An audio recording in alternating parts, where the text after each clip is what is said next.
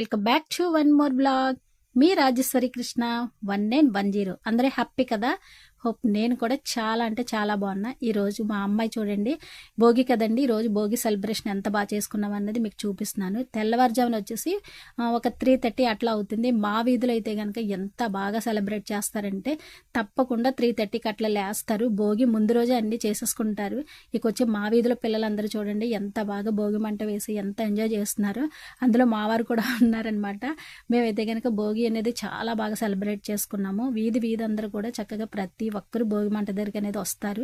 అక్కడ విభూది అనేది పెట్టుకోవడం అనేది మన సాంప్రదాయం కదండి. ఇక వచ్చేసి అది అయిన తర్వాత నేను వెంటనే ఒక 4:30 అట్లా అవుతుంది. ఇంట్లో దీపం అనేది తప్పకుండా పెట్టుకోవాలి. పండగ పర్వదినాల్లో మనం తెల్లవారుజాము లేచి దీపం పెట్టుకున్నాం అనుకోండి, ఒక పాజిటివ్ అనేది ఉంటుంది కదా. మామూలు రోజుల్లోనే మన దీపం అనేది పెట్టుకుంటాము, కానీ ఇలాంటి పండుగ టైంలో మనకి విష్ణు సహస్రనామం ఏంటి, లక్ష్మీ అష్టోత్తరాలు ఏంటి తప్పకుండా ఈరోజు చదువుకోవాలన్నమాట. సో నేనైతే ప్రతిరోజు దీపం పెట్టుకుంటాను. వీలైనంత వరకు మనకి పూజ అనేది ఎంతో తొందరగా అన్నది మీరు వీలుని బట్టి చూసుకోవాలి, కానీ తప్పకుండా మాత్రం దీపం పెట్టుకోండి. నేనైతే కనుక పూజ అనేది ఫినిష్ అయిపోయిందిలేండి. ఇక వచ్చేసి ఈ రోజైతే చాలా పని ఉంటుంది.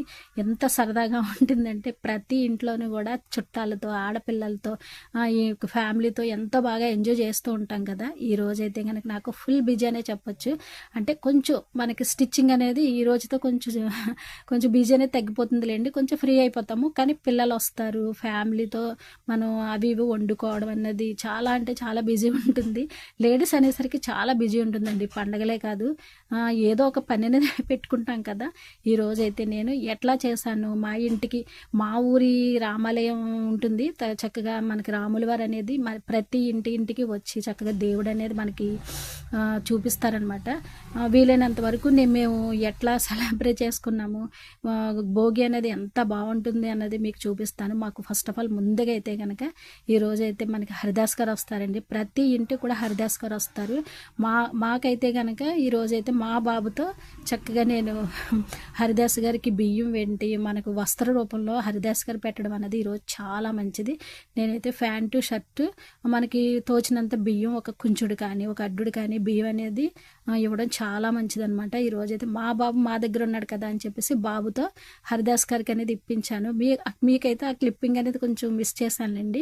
వీలైతే నెక్స్ట్ వీడియోలో చూపిస్తాను. నిజంగా మనకి భోగి రోజే కాదు, సంక్రాంతి రోజే కాదు, మనం దానం ఇవ్వడం అన్నది చాలా మంచిదండి. పెద్దలకి పెట్టుకోవడమే కాకుండా మనకి పెద్దల పేరు చెప్పుకుని హరిదాస్ గారికి కానీ పెద్దవాళ్ళకి కానీ దానం ఇవ్వడం చాలా మంచిది. ఈరోజు వచ్చి భోగి కదండి. మా అమ్మాయి చూడండి హాఫ్ సారీలు అయితే కనుక తయారవుతుందనమాట. ప్రతిరోజు మనకి హాస్టల్లో పిల్లలు అయితే పాపం రోజు యూనిఫామ్లోనే ఉండి వాళ్ళకి బోర్ కొడుతుంది, మనకు కూడా చూసి విసుగు అనిపిస్తుంది కదా. చక్కగా ఇలాంటి పర్వదినాల్లో పండగల్లో చక్కగా మనకి ఆడపిల్లలు ఇంటికి వస్తే వాళ్ళు చీరలు కట్టుకుంటారు, హాఫ్ సారీ అనేది వేసుకుని ఎంత ముచ్చటగా అనిపిస్తుందో. ఈరోజైతే మాకు మా ఊరి రామాలయం దగ్గర మనకి పల్లకి అనేది స్టార్ట్ అవుతుంది అనమాట. రాముల వారిని ఈరోజు ప్రతి ఇంటికి దేవుడిని అనేది తీసుకొచ్చి మనకి చక్కగా దర్శనం అనేది మనకు కలిగేలా చేస్తారనమాట. అంతే కదండి, మా ఊరి పెద్దలందరూ కలిసి చక్కగా పగలంతా పనులు చేసుకుని మళ్ళీ రాత్రులు భజనలు చేసుకుని ధనుర్మాసంలో నిజంగా పూజలు చేయడం అన్నది చాలా మంచి విషయమే చెప్పొచ్చు. ప్రతి ఇంటికి కూడా ప్రతి గుమ్మం దగ్గరికి దేవుడు రావడం అన్నది చాలా అంటే చాలా మంచి విషయమే చెప్పొచ్చు. ఇక వచ్చేసి నేను ఈ నెలంతా కూడా నేను వీలైనంత వరకు దేవుడిని అయితే దర్శించుకున్నాను. మనకున్నంతట్లో లేండి, బియ్యం కానీ డబ్బుల రూపంలో కానీ కొబ్బరికాయ రూపంలో కానీ ఏదో రూపంలో మనం దేవుడికి సమర్పించుకోవడం అనేది చాలా ముఖ్యం అనమాట.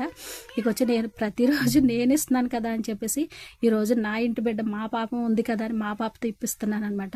101 రూపాయి కానీ ఏదో మనకి వీలైనంత వరకు అరటిపళ్ళు, కొబ్బరికాయ అట్లా మనం దేవుడికి ఇవ్వడంలో మనకు ఒక వంతు ఇస్తే దేవుడు మనకి 10 వంతులు ఇస్తాడని ఒక నమ్మకం అనేది ఉంటుంది కదా.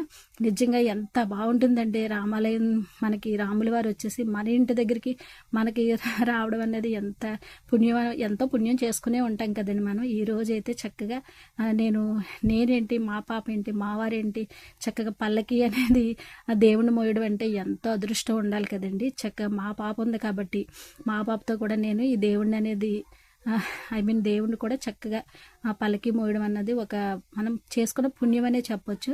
మా వీధిలో వాళ్ళైతే ప్రతి ఒక్కరూ దేవుడి దర్శనం అనేది తప్పకుండా చేసుకుంటారు. ఎందుకంటే మన ఇంటికి వచ్చి మన దేవుణ్ణి మనం దర్శించుకోవడం అన్నది ఎంతో పని ఉంది కదా అని మన లోపల అనేది ఉండకుండా తప్పకుండా దేవుడు వస్తున్నాడు అనేసరికి చక్కగా సర్దేసుకుని చక్కగా అన్నీ చేసుకోవాలి. మా పాప చూడండి ఆ రాముల వారిని మోస్తుంటే నిజంగా నాకు మనసులో ఎంతో ఆనందం అనిపించింది. తర్వాత వీధిలో ప్రతి ఒక్కరూ వీలైనంత వరకు ఒక్క సెకండ్ ఆ దేవుని పల్లకి మోసినా మనకి ఎంతో పుణ్యం అనిపిస్తుంది అనమాట.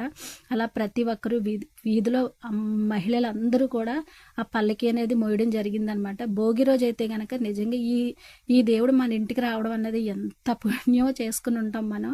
చక్కగా వీధి చివరి వరకు కూడా మా వీధిలో మహిళలందరూ కూడా ఇలా దేవుడు మోస్తూ అలా ఎంత మనసంతా ఎంతో ఆనందంతో పొంగిపోయిందనమాట. నేనైతే మ్యాక్సిమం ఈ మన పండగ నెల అంతా కూడా చాలా వరకు దేవుణ్ణి వీలైనంత వరకు దేవుణ్ణి మోసాలండి. ఎంతో అదృష్టం అని చెప్పాలి. దేవుడు వస్తున్నాడు అనేసరికి మేము మాత్రం చక్కగా తెల్లవారుజామున ఎట్లనూ లేస్తాం కదా, లేచి చక్కగా దేవుణ్ణి అయితే మనం మనకున్నంతలో అన్నీ సమర్పించుకుని చక్కగా అదొక ఆనందం అనిపిస్తుంది అనమాట. ఇప్పుడైతే కనుక అక్కడతో అలా ఫినిష్ అయ్యింది. తర్వాత ఏంటంటే ఇక వంట అనేది మొదలు పెట్టాలి కదండి. ముందుగా వచ్చేసి పిల్లలు ఉన్నారు కదా, బయట బజ్జీలు అనేది కొంచెం టేస్టీగా ఉంటాయి కదా, అలాంటివి వేయి మమ్మీ మేము తింటాము అని చెప్పేసి అంటే ఇంకా వచ్చేసి ఫ్రిడ్జ్లో పిండి అనేది ఉంది. చక్కగా నేనైతే ముందుగా వచ్చేసి మినప్పప్పు బియ్యం ఉంటాయి కదండి, దాన్ని అయితే చక్కగా నేను కొద్దిగా అలా చేసుకుని పెట్టుకున్నాను అనమాట. అంటే మనం ముందుగా రెడీ చేసి పెట్టుకున్నాం అనుకోండి, మరుసటి రోజుకి చక్కగా చిన్న చిన్న బజ్జీలాగా వస్తాయి. దీనికైతే కనుక చట్నీ అనేది మనకి ఇంపార్టెంట్ అనమాట. అంటే మనకి టమాటా చట్నీ కానీ లేకపోతే వేరుశనగ చట్నీ ఉంటుంది కదా, ఆ చట్నీ కానీ దీనికి ఏదో యాడ్ చేస్తే చాలా బాగుంటుంది అనమాట.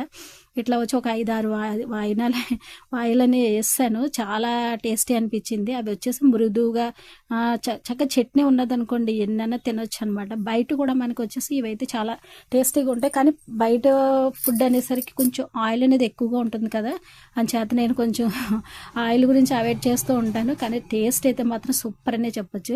ఇలా వచ్చి నా చేతులతో మా పిల్లలు అడిగారని చెప్పేసి నేనైతే ఇలా వేసాను అనమాట. చాలా టేస్టీగా అనిపించింది. ఇక వచ్చేసి ప్రతి ఒక్కరికి సర్వ్ చేసి పెట్టేశాను. తినేసర్లేండి. ఇక లంచ్ ఏంటన్నది ఈరోజు ఇంకా చాలా పని ఉంటుంది కదా అని చెప్పేసి నేనైతే ఇక్కడితో ఈరోజు వీడియో అనేది మీకు ఫినిష్ చేసేస్తున్నాను. తప్పకుండా రేపటి వీడియో అయితే మాత్రం సంక్రాంతి కదండి, రేపు పెద్దవాళ్ళకైతే మనం చక్కగా భోజనాలు అవి పెట్టుకుని మనకి వస్త్ర రూపంలో అన్నీ పెట్టుకుంటాము. రేపైతే ఇంకా చాలా అడావిడి అనిపిస్తుంది. ఇక వచ్చి మా పాప చూడండి మా హాఫ్ సారీ కట్టుకుంది కదా, ఇంక మమ్మీ నాకు ఫొటోస్ తీ మమ్మీ, నా డ్రెస్ బాగుందా మమ్మీ అని చెప్పేసి అలా ముచ్చటగా అడుగుతుంటే పాపను చూస్తూనే అట్లా ఎందుకో తెలియని హ్యాపీనెస్ ఉంటుంది. మన పాపే కదండి, ప్రతి ఆడపిల్లలు చాలా అందంగా అనిపిస్తారు. హాఫ్ సారీ ఏంటి, సారీ ఏంటి, నిజంగా చాలా అందంగా అనిపిస్తుంది. వెస్ట్రన్ డ్రెస్ అంటాం కానీ వాటి ముందు అవి పెద్దగా నాకు ఇంట్రెస్ట్ అనిపించదు. కానీ ఇప్పుడైతే కనుక ప్రతి ఒక్కరు వెస్ట్రన్ మీద ఇంపార్టెంట్ చూపిస్తున్నారు. కాకపోతే ప్రతి ఒక్కరు హాఫ్ సారీ ఏంటి, సారీ ఏంటి, మన పిల్లలకి ఇంపార్టెంట్గా మనం అవి తెలిసేలా చేయాలన్నమాట. ఇది ఈరోజు వీడియో అయితే కనుక మీ అందరికీ నచ్చే